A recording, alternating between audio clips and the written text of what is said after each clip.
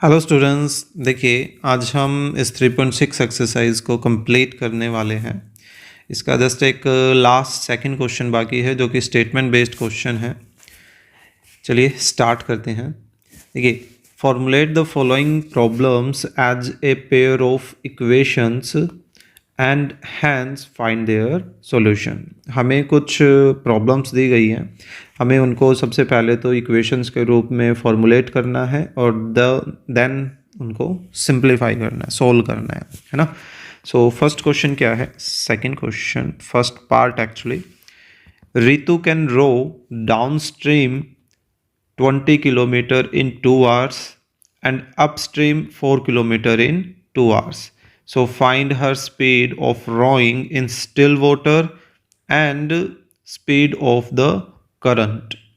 हमें उसके जो चप्पू चलाने की जो स्पीड है एक तो वो पता करनी है ना, और साथ साथ जो बहाव है नदी का, जहाँ पर भी वो नाव चला रही है उसका बहाव का, उसकी स्पीड भी हमें पता करनी है।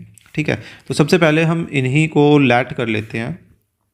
Late the speed of rowing, उसकी रोइंग की जो स्पीड है उसको x किलोमीटर पर आवर मान लेते हैं, क्योंकि हमें जो ऊपर जो सिचुएशंस दे रखे हैं उसमें भी किलोमीटर्स का और आवर्स का यूज़ किया गया है। ठीक है, और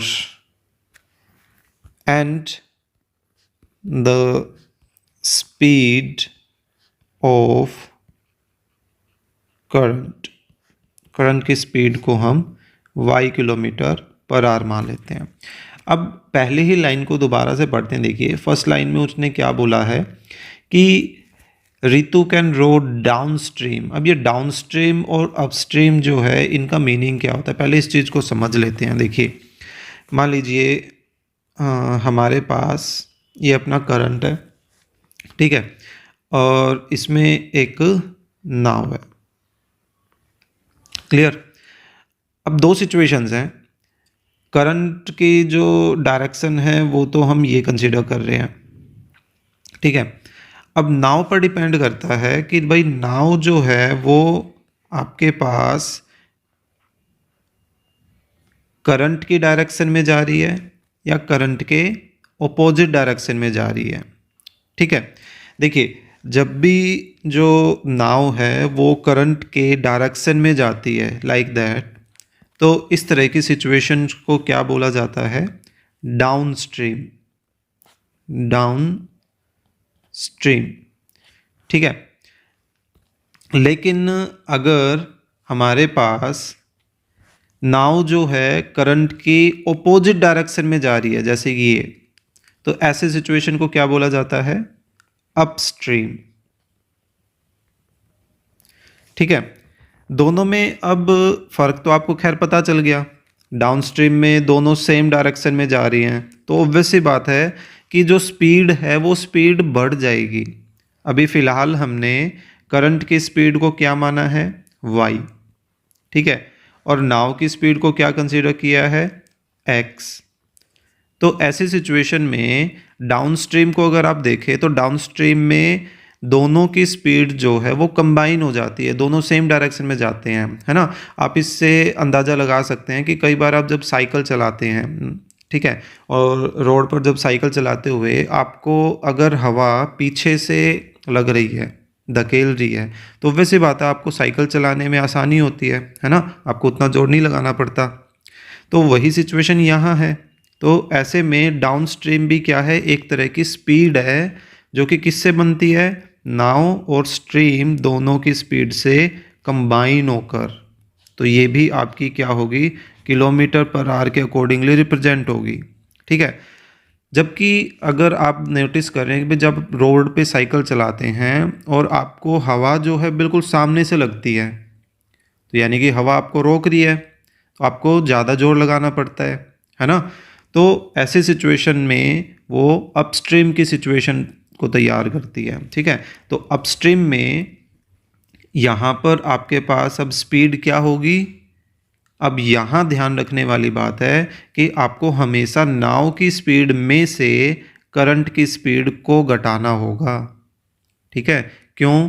क्योंकि मान लीजिए, देखिए, अगर आपको साइकिल आगे बढ़ानी है तो आपको अपनी स्पीड, जो सामने से हवा आ रही है उसकी स्पीड से ज़्यादा रखनी पड़ेगी ताकि आप उसको काट के आगे बढ़ पाएँ। अगर आपकी हवा की स्पीड ज़्यादा हुई आप वाले से, तो वैसी बात आप आगे तो नहीं बढ़ पाएंगे, हो सकता है वो आपको पीछे धकेल दे वापस से, है ना। तो इस वजह से सेम सिचुएशन नाव के साथ है भाई। नाव को आगे बढ़ने के लिए जो स्ट्रीम की डायरेक्शन है, उस स्ट्रीम की डायरेक्शन को काटते उसको आगे बढ़ना है, तो वैसी बात है नाव की स्पीड ज़्यादा होनी चाहिए और स्ट्रीम की स्पीड कम होनी चाहिए। तो इस चीज़ का ध्यान रखें माइनस में। तो अपस्ट्रीम में क्या होगा? माइनस होगा। और माइनस किसका? नाव की स्पीड माइनस बोट की, वो सॉरी स्ट्रीम की स्पीड। और ये भी किस में होगा? Kilometre per our. देयरफॉर, तो चलिए, आई होप आपको ये अपस्ट्रीम और डाउनस्ट्रीम समझ में आ गया होगा। देयरफॉर हम बना देते हैं डाउनस्ट्रीम स्पीड कितनी हो जाएगी? x plus Y kilometre per hour, and upstream speed वो कितनी हो जाएगी? x minus Y kilometre per hour. ठीक है, अब देखिए फर्स्ट इक्वेशन पर अब आते हैं दोबारा से। डाउनस्ट्रीम हमें स्पीड पता चल गई, ये देखिए 20 किलोमीटर हमें डिस्टेंस पता है, कितनी देर में कवर कर रहा है? 2 घंटे में। हमें टाइम भी पता है, यानी कि स्पीड, डिस्टेंस, टाइम, इन तीनों की हेल्प लें तो हमारे पास क्या फॉर्मूला बनता है? स्पीड किसके इक्वल होती है? अकॉर्डिंग टू क्वेश्चन कर लेते हैं हम, चलिए। स्पीड डाउनस्ट्रीम लेते हैं तो स्पीड किसके इक्वल होती है? Distance upon time. 2 घंटे ले रही है ना वो, ये देखिए 2 आवर्स, है ना। तो ये किस में कन्वर्ट हो जाएगा? x plus Y is equal to 10। एक इक्वेशन हो गई तैयार। ऐसे ही दूसरी अपस्ट्रीम, अपस्ट्रीम देखिए सिर्फ 4 किलोमीटर कवर कर रही है, कितनी देर में? 2 घंटे में। तो यहाँ पर ये ले लेते हैं, तो देखिए अपस्ट्रीम क्या हो गई? स्पीड। तो स्पीड किसके इक्वल हो गई? Distance upon time. तो ये किस में कन्वर्ट हो गया? x minus Y is equal to 2। ये बन गई अपनी सेकंड इक्वेशन। अब देखिए इसको आप बड़े आराम से सिंप्लीफाई कर सकते हैं। हम ऐसा कर लेते हैं कि इक्वेशन 1 और 2 को आपस में ऐड कर लेते हैं। सो ये देखिए क्या बन गया, सॉरी यहाँ 2 है, y से y कैंसिल, x और x 2x, ये कितना आ गया? 12। तो x की वैल्यू कितनी आ गई? 6 आ गई, है ना। अब इस x की वैल्यू को हम किसी एक में रख देते हैं। Put x is equal to 6 in 1 में रख दें, किसी में भी रख दीजिए, दोनों से सेम आंसर आना है। सो y की वैल्यू कितनी आ गई? 4। तो अब हमने x किसको मान रखा था? करंट, सॉरी रोइंग की स्पीड को, है ना। तो उसी के अकॉर्डिंग आंसर कर देंगे। Therefore the speed of rowing कितनी हो जाएगी? 6 किलोमीटर पर आवर। देखिए रोइंग की स्पीड आ रही है ना करंट से ज़्यादा, है ना। And the speed of current, ये किसके इक्वल आ रही है? 4 kilometre per our. I hope आपको ये क्वेश्चन समझ आया होगा। ठीक है, क्वेश्चन समझ आ रहे हैं तो लाइक और शेयर भी करते रहें, है ना। अपने फ्रेंड्स के साथ शेयर ज़रूर करें जो आपकी क्लास में हैं, सिर्फ उन्हीं के साथ, कोई और तो नहीं देखेगा, है ना। और नए हैं तो भाई सब्सक्राइब भी कर दे। तो देखिए सेकंड पार्ट करते हैं स्टार्ट। ये वर्क डन से रिलेटेड क्वेश्चन है। ये कहता है भाई 2 women and 5 man can together finish an embroidery work in 4 days। ठीक है, सो कितने हैं? 2 वुमेन और 5 मैन मिलकर एक काम को 4 दिन में कर रहे हैं, वाइल 3 वुमेन एंड 6 मैन उसी काम को 3 दिन में कर देते हैं। So find the time taken by 1 women alone and 1 man alone. कि भाई एक आदमी और एक औरत उस काम को अकेले कितने दिनों में करेंगे, वो हमें पता करना है। तो यही हमारा हिंट है कि हम एक्स और वाई किसको मानेंगे। Let the work done by 1 woman in x days बोल दे, and the work done by one man, इसको y डेज बोल देते हैं। देखो अब यहाँ पर सिंपल सा वो लॉजिक लगाना पड़ेगा कि भाई देखिए हम क्या मान रहे हैं कि भाई एक औरत पूरे काम को कितने दिनों में कर रही है, x दिन में कर रही है। चलिए 2 से स्टार्ट करते हैं। मान लिया कोई पूरे काम को 2 दिन में कर रहा है, ठीक है, 2 डेज में अगर कोई एक काम पूरा कर रहा है तो वो एक दिन में कितना काम करेगा। अब हम वर्क डन पता करना चाहते हैं कि उसने काम कितना किया, ठीक है, तो एक दिन में वो कितना काम करेगा। ऑब्वियस सी बात है आधा काम करेगा, है ना। लेकिन अगर वही कोई और किसी काम को 3 दिन में कर रहा है तो वो एक दिन में कितना करेगा, 1/3 हिस्सा उस पूरे काम का, है ना। सिंपल सा लॉजिक यही होता है। अगर कोई किसी काम को 10 दिन में कर रहा है तो एक दिन में वो काम का कितना हिस्सा करेगा। हम पार्टीशन की बात कर रहे हैं कि काम का कितना हिस्सा हुआ, तो वैसे बात है वो 1/10 हिस्सा होगा। इन द सेम वे अगर कोई किसी काम को x दिन में कर रहा है तो एक दिन में वो कितना काम कर लेगा, 1/x हिस्सा काम का, जस्ट एक पार्टीशन कि काम का कितना हिस्सा वो पूरा कर चुका, तो एक दिन में वो इतना काम ही कर सकता है, ठीक है। तो हम इसी लॉजिक पर अब काम करने वाले हैं। देखिए सबसे पहले हम वन वुमेन का पता करें कि भाई एक औरत एक दिन में कितना काम करेगी, 1/x हिस्सा, क्योंकि पूरा काम वो x दिन में कर रही है तो एक दिन में कितना करेगी, सिर्फ इतना सा हिस्सा करेगी, है ना, ये काम का हिस्सा है। इसी तरह से एक आदमी पूरा काम y दिन में कर रहा है तो एक दिन में कितना काम करेगा वो आदमी, 1/y हिस्सा काम करेगा, ठीक है। अब आते हैं अपने क्वेश्चन पर। ये देखो एक औरत एक दिन में इतना काम कर रही है, लेकिन हमें तो 2 औरत पे काम करना है, दैट मीन्स कि 2 औरत किसी काम को कर रहे हैं। तो एक औरत एक दिन में इतना काम कर रही है तो 2 औरत कितने दिन में, सॉरी, एक दिन में कितना काम करेंगी, इसका दुगना कर देंगी, सीधी सी बात है ना। फिर एक आदमी एक दिन में इतना काम कर रहा है तो 5 आदमी कितना करेंगे, इसका 5 गुना, है ना। इसको थोड़ा सा दूर लिख लेते हैं ऐसे। और फिर क्या बात आ रही थी भाई, 2 वुमेन और 5 आदमी मिलकर पूरा का पूरा काम कितने दिन में कर रहे हैं, 4 दिन में कर रहे हैं, ठीक है। तो ऑब्वियस सी बात है ये भी क्या है, work done bye 2 women in 1 day, कि भाई 2 औरतें मिलकर एक दिन में कितना काम कर देती हैं। ये एक्चुअल में उस चीज़ को रिप्रेजेंट कर रहा है, ठीक है, ये वाला हिस्सा। तो ये हिस्सा किस चीज़ को रिप्रेजेंट करेगा कि work done bye 5 man in 1 day, जबकि ये मिलकर 2 औरतें और 5 आदमी दोनों मिलकर पूरा काम कितने दिनों में करते थे, 4 दिन में। तो एक दिन की बात चल रही है ना दोनों ही सिचुएशन में, तो एक दिन में कितना काम होएगा, 1/4 हिस्सा ही काम होगा, है ना। तो ये दोनों मिलकर काम कर रहे हैं, मिलकर का मतलब बीच में प्लस का साइन आ जाएगा, ठीक है। तो यानी कि कुल मिला के हमने किया क्या, 7 पर्सन हैं टोटल, 5 आदमी और 2 औरत, ठीक है। इन सातों के सातों ने मिलकर का साइन प्लस ने शो कर दिया। पूरा काम तो किया था 4 दिन में, लेकिन एक दिन में कितना काम करेंगे, 1/4 तो करेंगे, क्योंकि हम लेफ्ट साइड में किस चीज़ को रिप्रेजेंट कर रहे हैं, वर्क डन को, कि कितना काम हुआ।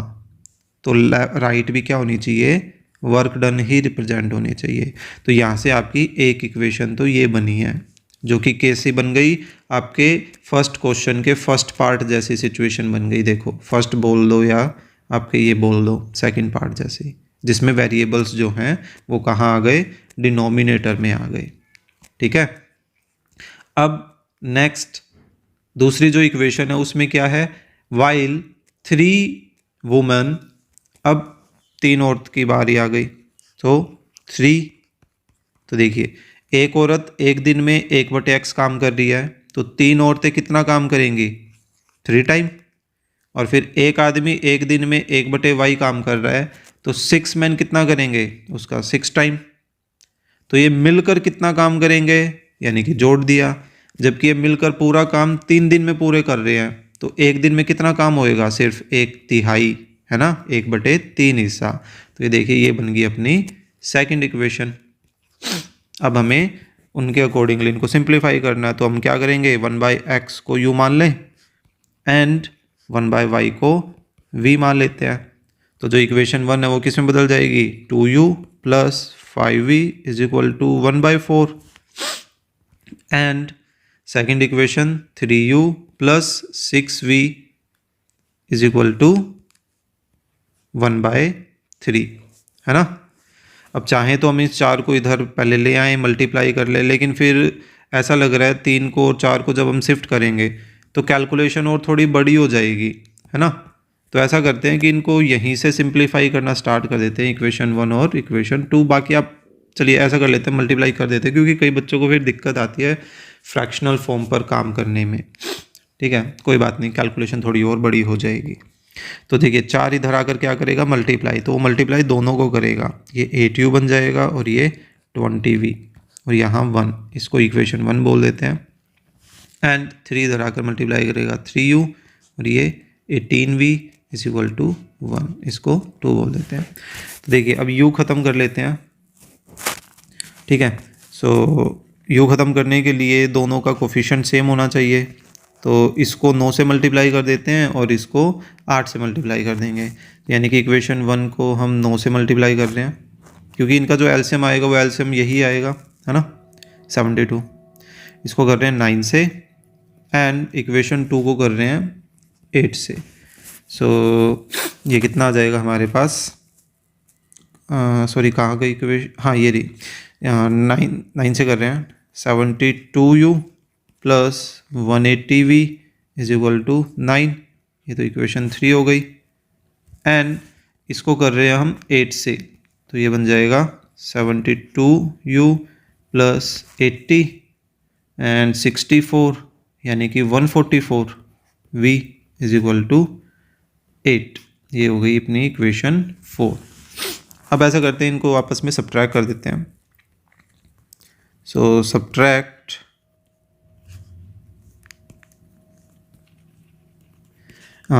2 from 1 कर लें। So 72u plus 180v is equal to 9 and 72u plus 144v is equal to 8। Cancel, यहाँ कितना बच गया हमारे पास 36 और ये 1, तो v की वैल्यू कितनी आ गई 1/36। जबकि v हमने क्या कंसिडर किया हुआ है भाई, v तो हमने 1/y माना हुआ है ना। सो रेसिप्रोकल करें तो y की वैल्यू कितनी आ गई 36 आ गई। ठीक है, अब हम इस v की वैल्यू को किसी एक में सब्स्टिट्यूट कर देते हैं। Put v is equal to 1/36 in, किस में करें, किसी में भी कर लेते हैं, चलिए थर्ड में ही कर देते हैं, इन थर्ड, तो 72 into 1/36 plus 180v is equal to 9, तो यहाँ से ये कैंसिल हो गया, तो 2, अब ये 2 उधर जाकर क्या करेगा, सब्ट्रैक्ट करेगा, तो 180v इज इक्वल टू 2। सो अब 180 जो है दूसरी तरफ जाकर डिवाइड करेगा, तो ये कितना बन गया 1/90। तो एक सेकंड, दोनों v कैसे आ रहे हैं, हमें u में रखना था, है ना, ओ माय मिस्टेक।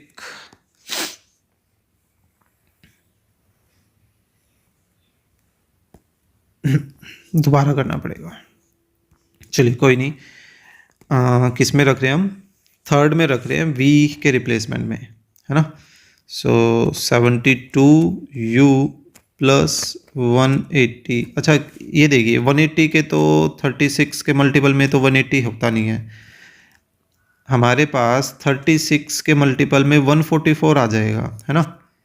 72 और 72 का 2 टाइम 144, तो ऐसा करते हैं इसको थर्ड की बजाय फोर्थ में रख लेते हैं, कैंसिलेशन जो है वो आसान हो जाएगी। तो इस तरह का भी थोड़ा ध्यान रखें वैल्यू सब्स्टिट्यूशन करते वक्त। ठीक है, उस वक्त मैंने एक्चुअल में 72 के मल्टीपल में देख लिया था और कुछ नहीं देखा। और कैंसिलेशन यहाँ से कितना बन गया 4।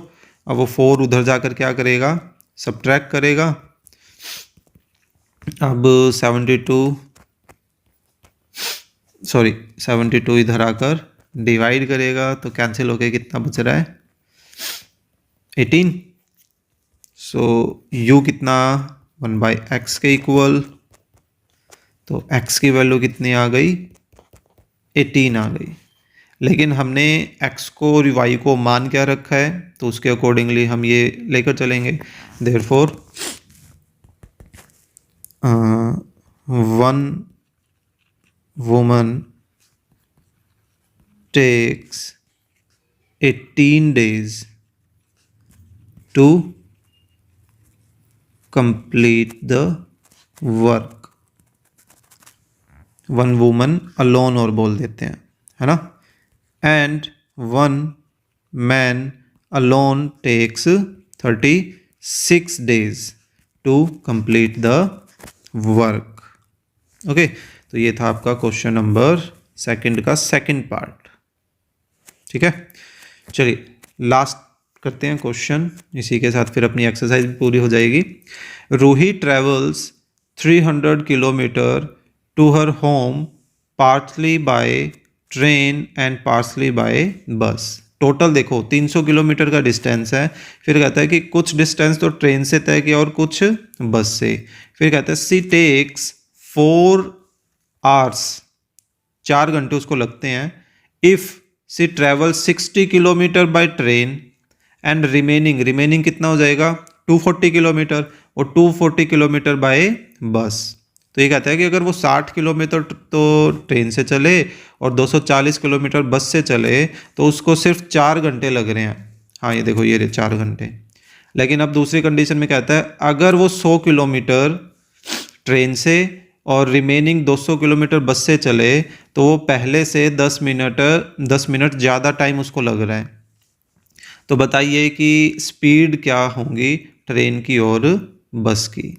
तो चलिए पता करते हैं क्या क्या स्पीड होगी। तो इनकी स्पीड को ही सबसे पहले हम लेट करते हैं। Let the speed of train x kilometre per our मान ले एंड द स्पीड ऑफ बस, इसको y किलोमीटर पर आवर मान लेते हैं। अब यहाँ पे इक्वेशंस तैयार करते हैं। देखिए फर्स्ट हम डायरेक्टली अकॉर्डिंग टू क्वेश्चन में डाल देते हैं। पहले इक्वेशन डायरेक्ट बनाते हुए चलते हैं। देखिए पहले क्या कह रहा है, सी ट्रेवल 60 किलोमीटर बाय ट्रेन। अब देखिए 60 किलोमीटर ये डिस्टेंस है, तो डिस्टेंस को अगर हम क्या कर दें, स्पीड से डिवाइड कर दें, और स्पीड क्या है ट्रेन की x, तो हमारे पास क्या आ जाएगा, टाइम आ जाएगा। कौन सा टाइम, कि ट्रेन से कितना टाइम लगा, है ना। डिस्टेंस अपॉन स्पीड टाइम होता है। फिर बचे कितने किलोमीटर, 240 किलोमीटर। अब वो 240 किलोमीटर किससे चल रहा है, बस से चल रही है। तो बस की स्पीड कितनी है y, तो इस डिस्टेंस को y से डिवाइड कर दे तो ये भी क्या आ जाएगा, टाइम आ जाएगा, है ना। तो देखिए ट्रेन से टाइम इतना लग रहा है, बस से टाइम इतना लग रहा है, तो दोनों को जोड़कर कितना टाइम लग रहा है उसको, 4 घंटे। ऐसा ही बोल रखा है ना उन्होंने, 4 hours, सी टेक्स 4 hours। ठीक है, तो एक इक्वेशन तो देखिए अपनी ये बनी। ये हालांकि इसको थोड़ा सा सिंप्लीफाई अभी भी कर सकते हैं या बाद में भी कर सकते हैं। अब दूसरी इक्वेशंस पे काम करते हैं। अब दूसरी इक्वेशन में वो क्या कह रहा था कि भाई 100 किलोमीटर का distance, if she travel 100 kilometre by train and remaining by bus. तो वो इक्वेशन तैयार करते हैं। देखो 100 किलोमीटर तो ट्रेन से, और बचे 200 किलोमीटर किससे, बस से। तो इनका टाइम ये आ गया, जबकि दोनों को मिलाकर टोटल टाइम पहले से 10 मिनट ज़्यादा लग रहा है ना। पहले 4 घंटे लग रहे थे, अब उसको 10 मिनट ज़्यादा लग रहे हैं। तो इसको भी हम क्या करते हैं, यहाँ आर्ट्स में लिखा हुआ है तो हम कोशिश करेंगे कि इधर भी आर्ट्स में ही हम वैल्यू को लिखें। तो देखिए 4 घंटे 10 मिनट, ये 10 मिनट को अगर हम 60 से डिवाइड कर दें तो ये भी आर में बदल जाएगा। कैंसिल हो गया। अब दोनों वैल्यूज़ आवर्स में हैं तो एलसीएम लेके इनको सिंप्लीफाई कर लें तो ये कितना हो जाएगा 24 और 1 यानी कि 25/6 घंटे। यानी कि हम इसको क्या लिख सकते हैं 25/6 घंटे। तो ऐसा क्यों किया वो समझ में आया ना, क्योंकि पहले से 10 मिनट ज़्यादा ले रहा है तो 4 घंटे 10 मिनट हो गया टाइम उसका। तो अब हम इनको सिंप्लीफाई कर सकते हैं। अब सिंपली आपको नज़र आ रहा होगा कि 1/x को और 1/y को हमें कुछ ना कुछ लेट करना है। तो पहली इक्वेशन क्या बन गई 60u plus 240v is equal to 4। अभी इसको 1 2 नहीं बोल रहे क्योंकि इसको थोड़ा सिंप्लीफाई करेंगे। Second 100u plus 200v is equal to 25/6। अच्छा देखिए यहाँ ये चारों वैल्यू 4 के मल्टीपल में है, तो सॉरी चारों बोल गया, तीनों वैल्यूज़, ठीक है। तो इनको 4 से डिवाइड कर दें तो ये यहाँ जाएगा 15, ये 4 के मल्टीपल में 60 और यहाँ 1। ये तो सिंप्लीफाई हो चुकी है तो इसको इक्वेशन 1 बोल देते हैं। अच्छा देखिए ये भी 25 के मल्टीपल में, ये भी 25 के मल्टीपल में, ये भी 25 के मल्टीपल में, तो इन तीनों को 25 से डिवाइड कर देते हैं। तो 25 गुना 400 होता है ना, 25 अठे 200 और ये 25 एकम 25, 1/6 बच गया। तो अब ऐसा करते हैं और तो इसमें ज़्यादा कुछ किया नहीं जा सकता, तो एलिमिनेशन या सब्स्टिट्यूशन मेथड कोई भी, या इसको भी आप इधर शिफ्ट करना चाहें तो शिफ्ट कर लेते हैं। बस उससे कैलकुलेशन वर्क जो है ना वो बढ़ जाएगा, हम लास्ट क्वेश्चन में भी देख चुके हैं, है ना। यहाँ की बजाय यहाँ बोल देते हैं। तो 6 से मल्टीप्लाई करते हैं तो 24, 48 और 1। तो ये बन गया अपना सेकंड पार्ट। तो चलिए अब ये आगे का जो क्वेश्चन है वो मैं आपके लिए छोड़ रहा हूँ। मेन काम तो इसमें यही था कि भाई इक्वेशंस कैसे तैयार की जाएं। आपने अभी तक प्रैक्टिस की है तो अब आप बड़े आराम से यहाँ पर एलिमिनेशन या सब्स्टिट्यूशन कोई भी मेथड लगाकर इनको सिंप्लीफाई कर सकते हैं, ठीक है। जैसे u और v की वैल्यू आएगी ऊपर के क्वेश्चन की तरह ही हमें उसको कंप्लीट करना है। सो आई होप आपको ये जो मैटर है वो समझ आया होगा। So click the like button and share the video with your classmate, और अगर आप चैनल पर नए हैं तो please subscribe the channel. Thank you.